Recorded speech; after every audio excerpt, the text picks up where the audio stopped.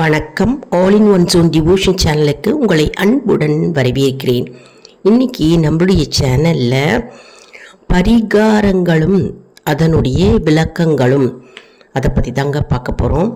அதாவது எதற்கெல்லாம் நம்ம பரிகாரம் செஞ்சால் நமக்கு நன்மை பயக்கும். அதாவது இன்றைக்கி பார்க்க போகிற ஒரு டாபிக் குடும்பத்தில் ஒற்றுமை ஓங்கிட அப்படின்ற ஒரு அருமையான டாபிக் தாங்க. குடும்பத்தில் ஒற்றுமையாக இருக்கணும் அப்படின்னு எல்லாரும் விரும்புவோம் இல்லையா? அதற்கு என்ன பரிகாரம், அதனுடைய விளக்கம் என்ன, அதான் நம்ம இன்றைக்கி பார்க்க போகிறோம்.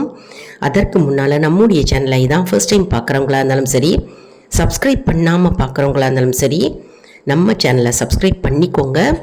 கூடவே அந்த பெல் பட்டனை ப்ரெஸ் பண்ணிக்கோங்க. ஆல் என்கின்ற ஆப்ஷனையும் ப்ரெஸ் பண்ணிக்கோங்க. அப்போ தான் நான் போடுற வீடியோஸ் எல்லாம் உங்களுக்கு உடனுக்குடன் நோட்டிஃபிகேஷனில் மிஸ் பண்ணாமல் தெரிய வரும். சரி வாங்க, இப்போ நம்ம வீடியோக்குள்ளே போகலாம். அதாவது குடும்பத்தில் ஒற்றுமையாக இருக்கணும், எல்லாரும் ஒற்றுமையாக பாசமும் அன்பும் சமாதானமாகவும் இருக்கணும் அப்படின்னு தானே நம்ம எல்லாரும் விரும்புவோம். அந்த ஒற்றுமை இல்லை அப்படின்னா அந்த குடும்பம் சிதறி போகும் இல்லையா? அதனால் ஒற்றுமையாக நாம் வாழ்வது என்பது நாட்டிற்கும் மட்டுமல்லங்க, நம்மளுடைய குடும்பத்திற்கும் அது உகந்த வார்த்தையாகும். அந்த வார்த்தையே ஒற்றுமை அப்படின்னாலே நாட்டிற்கு மட்டுமல்ல, ஆனால் வீட்டிற்கும் அது அருமையான வார்த்தை அப்படின்னே நம்ம சொல்லலாம். குடும்பத்து நபர்களிடையே கருத்து வேற்றுமை இருந்தால் என்ன ஆகும்? நன்மைகளுக்கு பதிலாக தீமைகளே விளைந்திடும். அதனால் கருத்து வேறுபாடு இருக்கக்கூடாது. குடும்பத்தில் ஒருத்தருக்கு ஒருத்தர் ஒற்றுமையாக இருக்கணும். இப்போது சண்டை சச்சரவுகள் தேவையில்லாமல் நடந்து பிரிவினைக்கு வழிவகுத்து விடும்.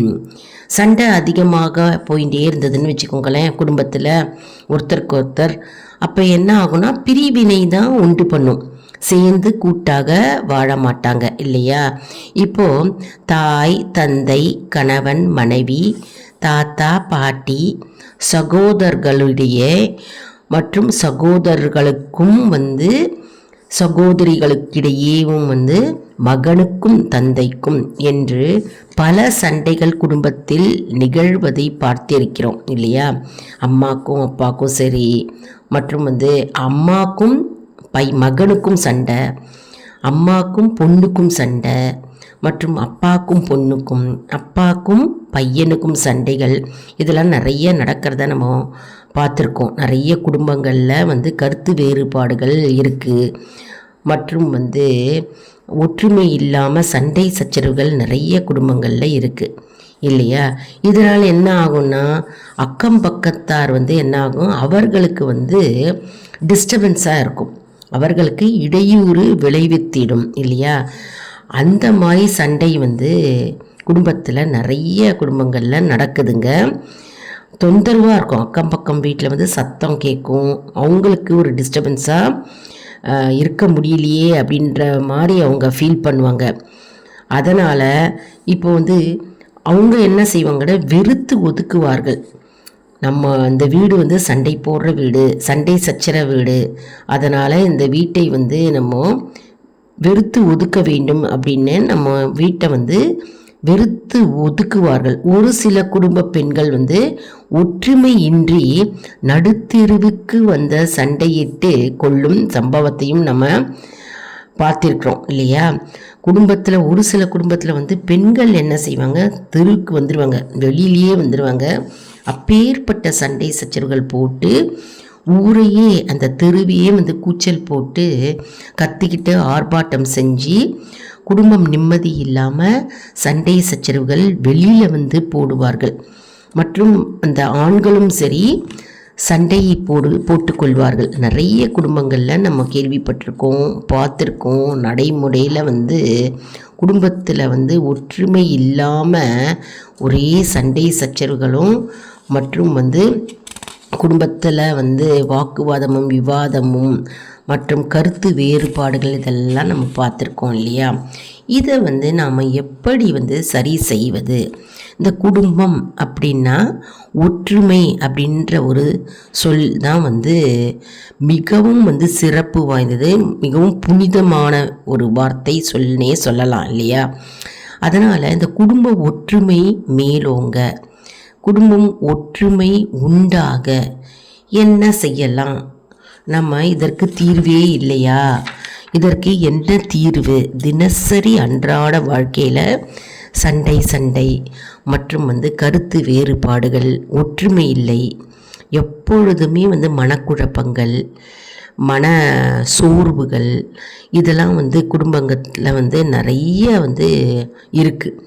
அதுக்கு நம்ம என்ன செய்யணும் அப்படின்றது அருமையான ஒரு பரிகாரத்தை தான் நம்ம இன்றைக்கி பார்க்க போகிறோங்க. அதாவது கடவுள் தொண்டிலேயே தங்களை அர்ப்பணித்து கொண்ட ஒருவரின் சமாதிக்கு சென்று வணங்கி என்ன செய்யணும்? வணங்கி அங்கிருக்கும் ஏழை எளியோருக்கு அன்னதானம் செய்யவும். அதாவது கடவுளோடைய தொண்டிலேயே இருப்பாங்க நிறைய பேர், அவர்களை அர்ப்பணித்து கொண்ட ஒருவரின் சமாதி, அவங்களுடைய சமாதிக்கு செல்ல வேணும். அந்த சமாதிக்கு சென்று வணங்கி பின் அங்கிருக்கும் ஏழை எளியோருக்கு வந்து அன்னதானம் செய்யலாம். இவ்வாறு செய்ய என்ன ஆகும்னா, குடும்ப அங்கத்தினர்களிடம் இருந்த பிணக்கும் பிறவும் நீங்கி அவர்களிடையே ஒற்றுமை நிலவும். இந்த மாதிரி செஞ்சால் குடும்பத்தில் வந்து ஒற்றுமை உண்டாகும். அவர்களிடையே இருக்கும் இந்த மனக்கசப்புகள், மனப்போராட்டங்கள் மற்றும் வந்து வாக்குவாதங்கள், விவாதங்கள் மற்றும் வந்து அவர்களிடையே வந்து வேறு விதமான எண்ணங்கள் உருவாகி மற்றும் மனக்குழப்பத்தில் இருக்கின்ற சண்டை சச்சரவுகள் இருக்கின்ற அனைத்தும் வந்து நீங்குமோ. அதாவது அவர்களுடைய சமாதிக்கு சென்று அங்கே வந்து ஏழை எளியோருக்கு நம்ம வந்து தானம் செய்தால், அன்னதானம் செஞ்சால் குடும்பத்தில் இருக்கும் பிணக்குகள், அதாவது பிரச்சனைகள், சண்டை சச்சரவுகள் எல்லாம் வந்து நீங்கும். நாளடைவில் வந்து இந்த கருத்து வேறுபாடு இருக்கு இல்லையா, இந்த கருத்து வேறுபாடில் தான் குடும்பம் வந்து பிளவாக இருக்கிறது. குடும்பம் வந்து ஒற்றுமை இல்லாமல் அந்த கருத்து வேறுபாடினால் வந்து அவர்கள் வெளியிலேயே போய்விடுவார்கள். ஒற்றுமையாக வாழாமல் அந்த வீட்டை விட்டே வெளியே போய் வாழும் நிலைமை உண்டாகும் இல்லையா. அது போக்குவதற்கு தான் வந்து கடவுள் தொண்டில் யார் இருந்திருக்காங்க அவங்களுடைய சமாதிக்கு போகணும். அந்த சமாதிக்கு போய் அங்கே ஏழை எளியோர் இருப்பாங்க, அவங்களுக்கு வந்து அன்னதானம் செஞ்சால் குடும்பத்தில் இருக்கும் அனைத்து குழப்பங்களும் சண்டை சச்சரவுகளும் நீங்கும். இது வந்து ஒரு அருமையான அற்புதமான பரிகாரம். அதான் வந்து குடும்பத்தில் ஒற்றுமை ஓங்கிட, குடும்பத்தில் ஒற்றுமை ஓங்கிட, குடும்பத்தில் இருக்கும் சண்டை சச்சரவுகள் நீங்கிட மற்றும் குடும்பத்தில் இருக்கும் அனாவசியமான பிரச்சனைகள் மற்றும் கருத்து வேறுபாடுகள், மனக்குழப்பங்கள் அனைத்தும் நீங்குவதற்கு இந்த ஒரு எளிமையான ஒரு பரிகாரம் தாங்க நம்ம இன்றைக்கி பார்த்துருக்கோம். யார் அப்படின்னு நீங்கள் தான் வந்து தேர்ந்தெடுக்க வேண்டும். அதாவது யார் கடவுள் தொண்டில் இருக்கிறார்களோ அவர்களையே அர்ப்பணித்து அவருடைய சமாதி இருக்கும், இந்த சமாதிக்கு சென்று அங்குள்ள மக்களுக்கு வந்து நம்ம அன்னதானம் அளிக்க வேண்டும். அன்னதானம் அளித்தாலே போதும், நம்முடைய குடும்பம் வந்து ஒற்றுமை உண்டாகும். சாதாரணமாகவே நம்ம வந்து அன்னதானம் செஞ்சாலே போதும், குடும்பத்தில் வந்து ஒற்றுமை உண்டாகும் மற்றும் வந்து குடும்ப வளம் மேலோங்கி நிற்கும் மற்றும் குடும்பத்தில் அமைதி நிலவும். அதனாலேயே தான் வந்து அன்னதானம் வந்து சிறந்த ஒரு தானம் அப்படின்னு கூறப்படுகிறதுங்க. அதனால் நம்ம இன்றைக்கி என்ன பார்த்தோம்னா, குடும்பத்தில் ஒற்றுமை உண்டாக, குடும்பத்தில் ஒற்றுமை ஓங்கிட எளிய அருமையான பரிகாரம் தான் இந்த பரிகாரம் நம்ம பார்த்துருக்கோம். இது என்றைக்கு வேணாலும் இந்த பரிகாரத்தை செய்யலாங்க. வாரத்தில் ஒரு நாள் செய்யலாம். சனிக்கிழமையோ அல்லது ஞாயிற்றுக்கிழமையோ நம்ம செஞ்சுட்டு வந்தோன்னா செஞ்சிட்டே வரணும். நம்பிக்கையோடு செய்யணும். எந்த பரிகாரம் பண்ணினாலும் சரி, நம்ம மந்திரம் சொன்னாலும் சரி, நம்ம ஸ்லோகம் சொன்னாலும் சரி, நிறைய ஆன்மீக பாடல்கள் பாடுகிறோம் இல்லையா? நம்மளுடைய சேனலில் நிறைய பாடல்கள் வந்து கொண்டே இருக்கிறது.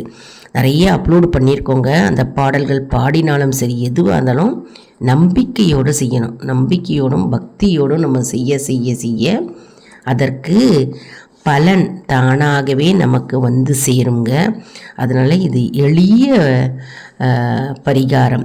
அதனால் இந்த பரிகாரம் எல்லாரும் யார் யார் வீட்டில் குடும்பத்தில் ஒற்றுமை இல்லாமல் சண்டை சச்சரவுகள் மற்றும் கருத்து வேறுபாடுகள் இருக்கிறதோ, குடும்பம் பிரிவினையில் இருக்கிறதோ, இந்த ஒரு எளிமையான பரிகாரம் அன்னதானம் என்கின்ற பரிகாரத்தை நம்ம செஞ்சிட்டே வந்தால் நம்முடைய குடும்பம் ஒற்றுமையாகவும் பாசம் அன்பாகவும் மற்றும் அந்த குடும்பத்தில் சண்டை சச்சரவுகள் நாளடைவில் நீங்கும் என்பது நம்பிக்கை. இந்த வீடியோ உங்களுக்கு மிகவும் பயனுள்ளதாக இருக்கும் என்று நான் நம்புகிறேன். இந்த வீடியோவுக்கு ஒரு லைக் கொடுங்க. இதை மற்றவர்களுக்கும் ஷேர் செய்யுங்கள். அவர்களும் பலனடையட்டும்.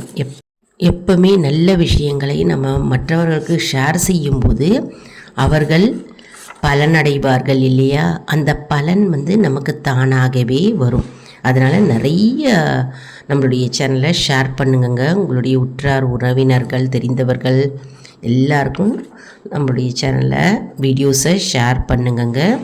மற்றும் நம்மளுடைய சேனலை சப்ஸ்கிரைப் பண்ணிக்கோங்க. பண்ணிவிட்டு பக்கத்தில் ஒரு பெல் பட்டன் இருக்கும், அதை ப்ரெஸ் பண்ணிக்கோங்க.